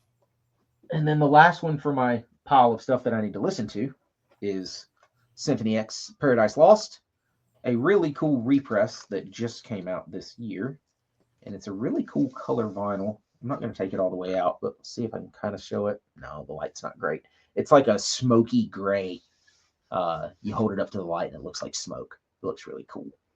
I love Symphony X, and Symphony X is playing Prog Power this year, and this is, in my opinion, the last great album they did. The 2 albums that came after this are good, but this is the last great album that they did, and this, as well as the Odyssey, both got repressed and sold by a company called something sheet something. They sell like guitar tabs and so on and so forth. And they were selling the guitar tabs for these, but they had the records as well. So I think I paid $80 for the two of them, maybe 85 shipped. And they're both nice 2 LP deluxe editions, and I'm going to take them both to Prog Power to get them signed because Symphony X is playing. So Symphony X from the great state of New Jersey. You damn right. And so a little bit of fun fact in my illegal music trading days on IRC and Napster and Kazaa. Jesus, and all IRC, that's initials I've not heard in a fucking minute. Internet Relay Chat. So in my days then, people would suggest things to me. That's how I found out about Nevermore, through IRC. And people were like, oh, well, you're from New Jersey, try Symphony X, Paradise Lost, or something like that. And I get confused because there was a band called Paradise Lost, and now I'm a bigger Paradise Lost fan than I am a Symphony X fan. Thank you for listening to my TED Talk. So this is a stack of stuff that I've already listened to since I've gotten it, but this one's cool because they just repressed this. Waxwork Records did, and they were selling it through Jen's job because they do get records in there from time to time. I've wanted this soundtrack for a while. An original pressing of the soundtrack is anywhere between $50 to $100. But when she showed me this one, I usually don't do represses, but this one I really liked. I thought that the wax itself looked really fucking badass, and so I wanted it. The day I get it, I have it on the stereo playing upstairs, and we get the worst hailstorm I've ever encountered in my entire life. And like, I'm golf ball sized hail for 10 minutes. I'm so glad I was parked in the garage. But John Carpenter's The Thing. Perfect. Now, I didn't take out the Paradise Lost because it didn't translate very well. This will translate fucking beautifully. This is the most gorgeous record I've ever seen in my life. Ooh. Nice. I believe, what were they calling the colorway on it? Trapped Under Ice. If we're going back to talking Metallica. Nice. But I thought that was fucking badass. That's a good one. And then anyone who knows me knows that one of my favorite bands of all time. Some of their stuff is very elusive on vinyl, and a couple things finally got pressed either for the first time or repressed. So to replace the original pressing that I had that was signed by Big John Bates and Randy Black that I'll never find again, but did have to get King of the Kill, one of the fucking greatest Annihilator albums. Remains, which had never been pressed on vinyl before. And it's basically Jeff's love letter to Nine Inch Nails. Even though I'm not a big Nine Inch Nails fan, his wife at the time, who is now very much his ex-wife, and he promises that the song Criteria for a Black Widow was not written about her for legal reasons. But fucking wonderful record. So that is technically a first press. Yes, it is. A fucking cool Italian speed metal band that I'd never heard of, that I just discovered, came out with an album last month, I think, and I had to pick it up because I heard a couple of songs from it. Got it on Amazon, but they're called Hell Crash. Okay. And the name of the album is Inferno Crematorio. Well, there's no misjudging what genre that band is. Yeah. A fucking cool Venom single that I got from Tim like a month back. Nightmare, 1985, I believe. Yes, 1985. So around the time of Possessed. Although I don't recall if it's a single from that album. I have a repress of this, but I had to get the OG as well. I'm not getting rid of my repress because the bonus LP, maybe 2 LPs, I can't remember. I think it's 2 LPs, not 3. The bonus LP is live at Budokan. But an OG, fucking Stormtroopers of Death, Speak English or Die. Nice. One of the greatest thrash albums ever made. This one here will speak to Will's sensibilities a bit. It's been on my list forever to get. It just wasn't one of those I was going to pay money to buy it. Ace of Base? No. Around the same time period, though. I've got a bunch of records on my want list of stuff that I'll never buy on Discogs. It's just, oh, fuck. Hey, that's here. It's $10. I'm grabbing it. This was one of those. Sam Kinison. He's Fucking louder than hell, buddy. now he's a real underground comic. Oh. This is probably the best fucking... No, it's not the best $10 because I forgot what was under it. Second best $10 that I spent at the fucking record show. Girls' School, Screaming Blue Murder, fucking NWO BHM freak. So had to get that. NWO BHM for life. This I never knew existed. I saw it. My jaw dropped. It was $10 and it was still sealed. It is a compilation called Megahertz. Special rock bottom price sampler. Check out 4 new metal bands destined for greatness. Fifth Angel, Sanctuary, Riot, and Slammin' Watusi's. Who the hell is that? This reminds me of that Interchords record that I have, that's Sanctuary and Fifth Angel, that I have signed by both of them. The Fifth Angel guys flipped the fuck out when I gave it to them at Prog Power to sign it. But this is a fucking compilation that's 4 bands. I think it's 2 songs per. From when? Does it tell me? 1988. So, is that a bootleg? No, put out by Epic. And I don't know what songs they are. Oh, here we go. All right, down on the bottom.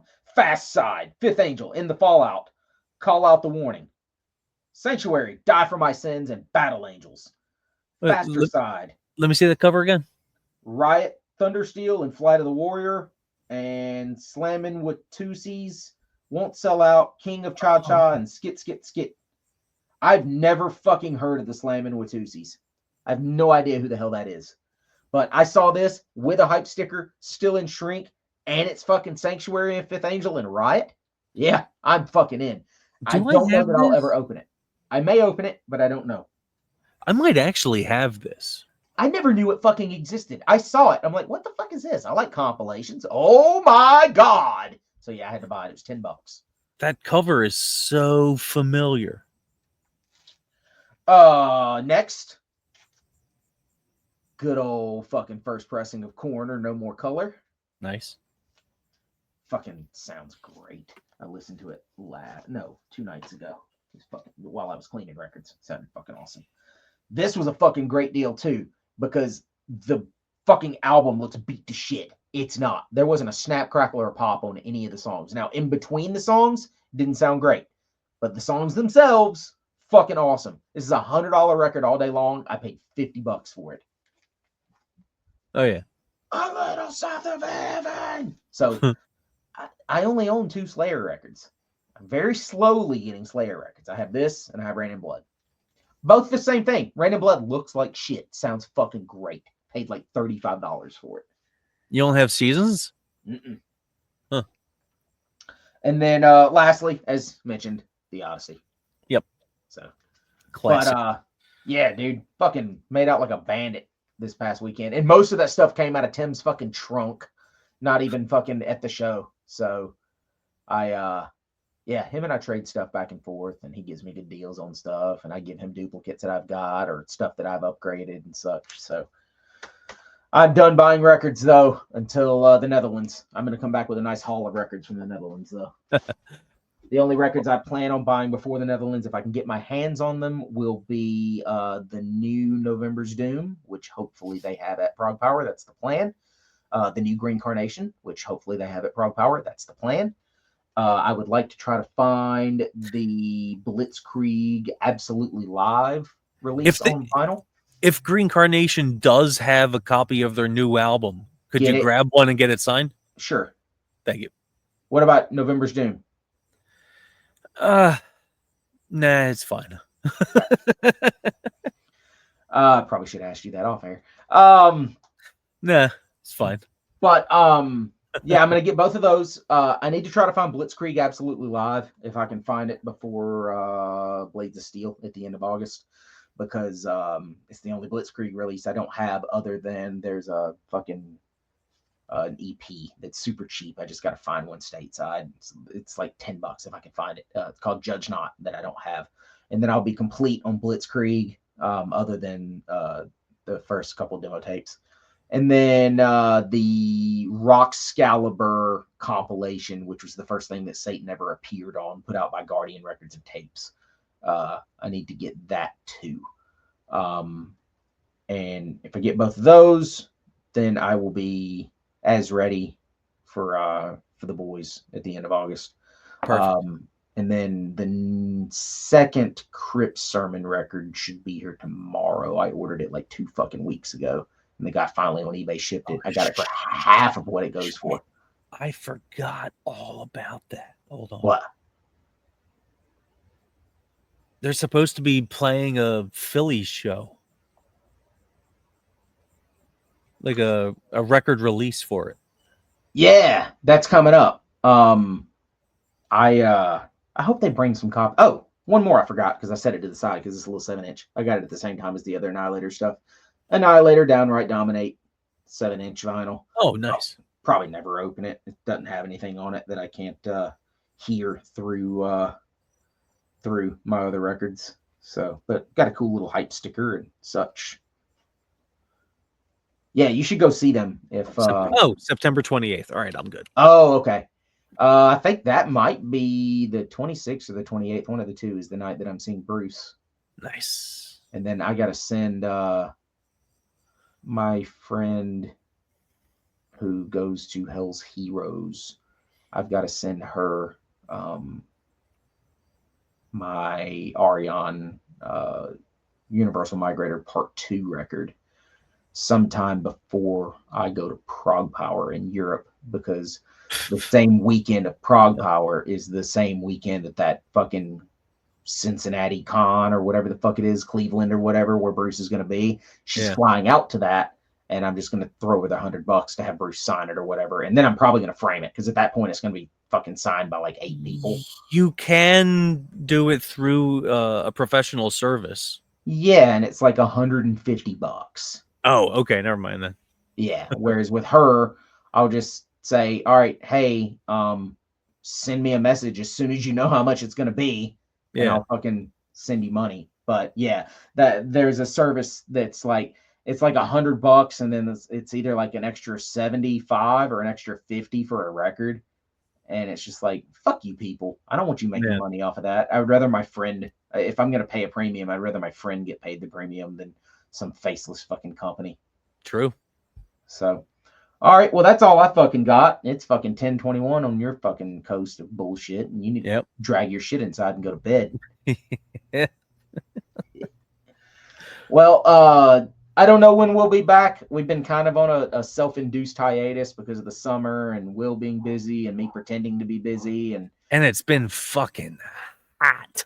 Yeah, and just I got sent this while you were doing something, and I saw it. So you know that whole stupid Kiss Cam thing at the Coldplay show? Yeah. Fucking Hard Times put out an article. It says Guar concert goes viral after CEO of tech startup caught having affair on analingus cam. Oh, fucking Hard Times. I fucking love it. But on that note, we'll be back when we're fucking back. I'd say let's try to do at least one more episode before I go to Europe.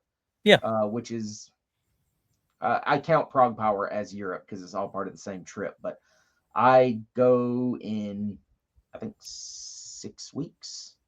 Yeah, 6 weeks sounds right. So, yeah, fucking, we'll be back at least once more before then. And hopefully no one else dies of the stature of Ozzy. Yeah.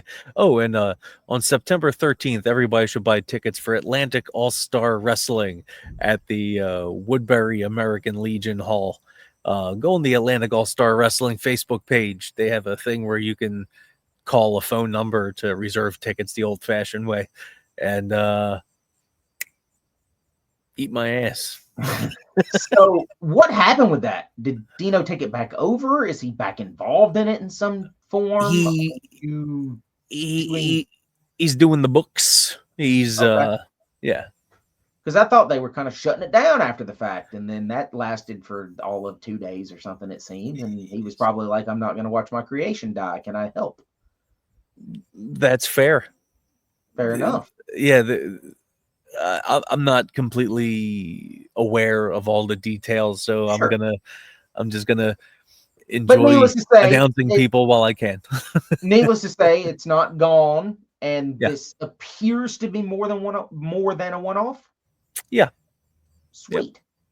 All right then. Well, And then hopefully I'm involved with more. I mean, I'm 76% sure I'm the ring announcer for the next one. I was going to say, are you even sure that you're the ring announcer for this one? I mean, I honestly wasn't sure I was the ring announcer for the last one I did until I like, yeah, all right, I'm here and all that stuff. He's got a suit. Put him in. Communication's been a little light, but as far as I'm aware, I'm the ring announcer. Dude, you know what you need to do? You need to fucking pull a Howard Finkel clause in your in your contract and have the fucking microphone lowered down from the fucking ceiling. That would be great. Like MSG style, but like put VFW on it. And that will be even funnier because like the ceiling isn't that high. Yeah. So it's just like hanging. Yeah. It'd be fucking awesome. Have like some midget in the drop ceiling handing it down to you. He was in the prelim match. Yeah. All right. Well, we're gonna get the fuck out of here. Will you? Oh, you already have it there. Look at that. Look at that. You've already put it there. Oh. Calm down, Sabu. But on that note, old habits die hard. Go fuck yourselves, everybody. I said go fuck yourselves, everybody. A succulent feast. This is my crime. Oh, what a beast. Why do you charge me for what I feel? Is it wrong to enjoy a Chinese meal? Now as I bid you my farewell, know this tale that I'm here to tell. Innocence stripped away so fast, a humble man's dreams at last.